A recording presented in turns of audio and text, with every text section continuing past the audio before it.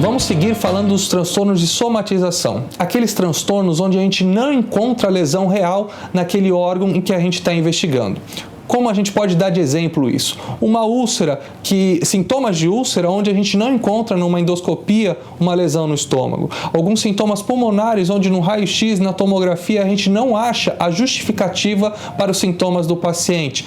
Dores em alguns lugares, sintomas neurológicos em que a gente não consegue respaldar aquilo em exames. E isso também traz um sofrimento muito grande porque o paciente acaba ficando refém de exames, diagnósticos, médicos, acaba não achando o motivo daquele transtorno e acaba fazendo um gasto excessivo de tempo, de saúde, de dinheiro na procura da resolução desses transtornos. Posteriormente, vamos falar dos transtornos de ansiedade do grupo do transtorno do estresse pós-traumático. Transtorno este que vai acontecer em pessoas que sofreram algum tipo de violência física ou emocional, onde após este evento a pessoa vai passar com revivescências do trauma, lembranças do que aconteceu, sonhos vívidos onde a pessoa vai recordar daquilo e isso vai começar a trazer uma limitação para a vida do paciente, que vai começar a deixar de fazer coisas ou começa a fazer as coisas que antigamente fazia com muito mais sofrimento. Então isso também tem uma avaliação bastante importante e o diagnóstico tem sido cada vez mais prevalente dentro das populações de metrópoles, de centros urbanos, onde a violência tem tido uma crescente muito grande. Após esses transtornos, a gente vai entrar num outro lado, nos transtornos obsessivos compulsivos, que também fazem parte dos transtornos de ansiedade, mas tem algumas características distintas.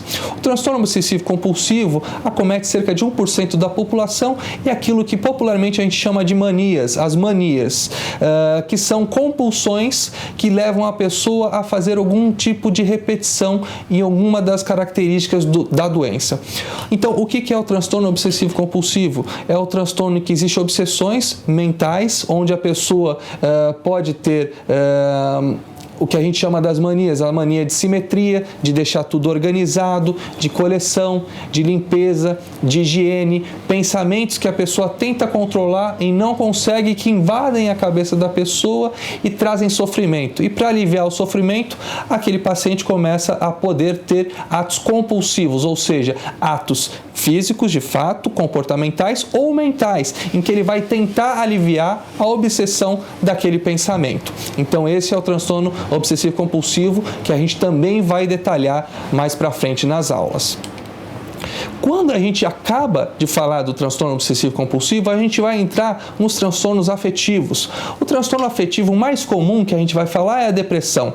A depressão é uma doença que vai acometer cerca de 10 a 25% da população, dependendo do estudo, é uma prevalência ao longo da vida.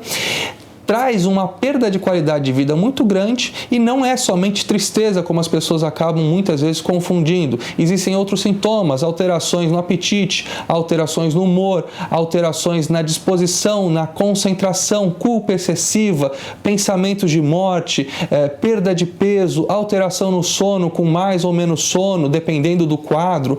Então, são sintomas que vão ser diagnosticados ao longo do transtorno e com o diagnóstico correto e um tratamento correto, a gente consegue devolver uma qualidade de vida adequada para aquele paciente. Quando a gente fala de transtorno depressivo, automaticamente a gente vai lembrar do transtorno também, o transtorno bipolar, que está dentro dos transtornos afetivos. O transtorno bipolar, ele é menos prevalente do que os quadros depressivos e ele é caracterizado pela oscilação entre a depressão, que são esses estados onde a pessoa está mais triste, desanimada, culpada, cansada, com pensamentos ruins em relação a ela própria e ao mundo, com momentos de euforia, que são os chamados períodos de mania ou hipomania. A mania pode ter dois tipos, a mania psicótica e a mania não psicótica. O que quer dizer isso? A mania psicótica é onde você rompe com a realidade, ou seja, onde o paciente acredita, pode existir uma mania de grandeza muito grande, o paciente acredita que é o Messias, que vai salvar as pessoas, que tem um poder sobrenatural. Isso vai acabar, fazendo com que o paciente também esteja falando mais rápido, pensando mais, dormindo menos, fazendo mais coisas, com um pensamento bastante bastante acelerado ao longo do tempo e todo mundo que conhece o paciente vai perceber que existe alguma coisa errada. Esses sintomas vão durar alguns dias e muitas vezes vão acabar repercutindo num prejuízo social, fazendo o paciente se expor socialmente, o que é muito ruim, gastar mais dinheiro, terminar relacionamentos, se expor a situações sexuais que são perigosas. Isso vai trazer sérias consequências para o paciente, por isso deve ser bem identificado. A hipomania, que também faz parte do transtorno bipolar, são sintomas menores, de menor duração, de menor intensidade e que muitas vezes somente quem conhece o paciente vai perceber que ele está mais acelerado. O que é comum no transtorno bipolar é a oscilação entre a depressão, que ocupa a maior parte do tempo, e esses períodos mais curtos de mania e hipomania que perfazem o diagnóstico, ou seja, são esses sintomas que vão caracterizar o transtorno afetivo bipolar, que a gente vai detalhar mais para frente.